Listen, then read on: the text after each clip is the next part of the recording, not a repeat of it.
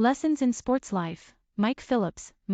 Where it all began, I loved every sport, but when you grow up in West Wales, rugby is ingrained in everyone. I was reasonably good at school, but once I moved from the back row to scrum half and my growth spurt came, much later than everyone else's, mind, I shot up, although then people started saying I was too tall. My breakthrough moment, because that growth spurt came so late, a lot didn't happen for me, but once I got into the Llanelli Academy, I thought this might be the path for me. The coach I looked up to, Roy Newton at Whitfield School, was the first to tell me I was going to make it, and I needed that. Professionally, Shaun Edwards, you had to earn his respect, but when you delivered, he was behind you 100%. He still texts now to ask how things are going. That goes a long way. My childhood hero, my dad Trevor. He was always there watching me. He didn't dissect games with me. He just told me to enjoy it. Rugby never got any better than the last game of the 2006 Six Nations against France in Cardiff. I'd been capped in 2003, but after that I'd been trying too hard to impress and it hadn't worked out. We lost that day, but I was man of the match. I'd finally shown people I could play. The hangover to end all hangovers, after the British-Irish Lions tour of 2013,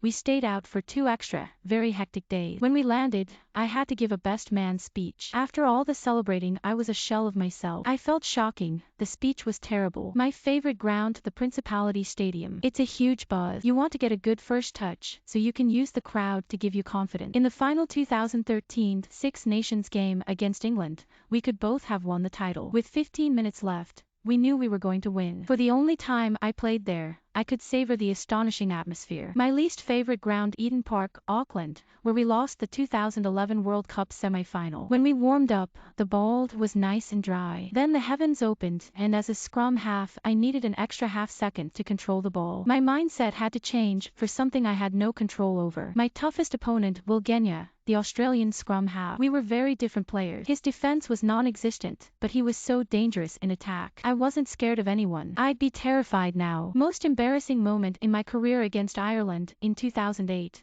I was trying to get the ball off prop Marcus Horan and slightly put my knee into his back. He milked it, and I was sin bin. Shaun Edwards calmed me down by saying I was definitely coming back on. Not entirely coincidentally, Warren Gatland started dropping people for stupidity afterward. I learned most from my first big Wales match, against the All Blacks in Cardiff in 2005. For some reason, I got it into my head that I wasn't ready, wasn't fit, should have trained more, and even had dirty boots. All that negative stuff. I played so badly, I never thought I'd play for Wales again. After that I backed myself 100% and went for it every game. My guilty pleasure, golf. It gave me something to focus on after rugby. I play off 10, try to get 2 rounds a week in and watch every tournament going. My favorite meal, I'm mainly in Dubai now, and really miss Sunday roast with mixture of meats, vegetables, mash, and nice gravy. Carpaccio to start, sticky toffee pudding for dessert, and a pint of IPA. I knew the game was up when I had a hip issue.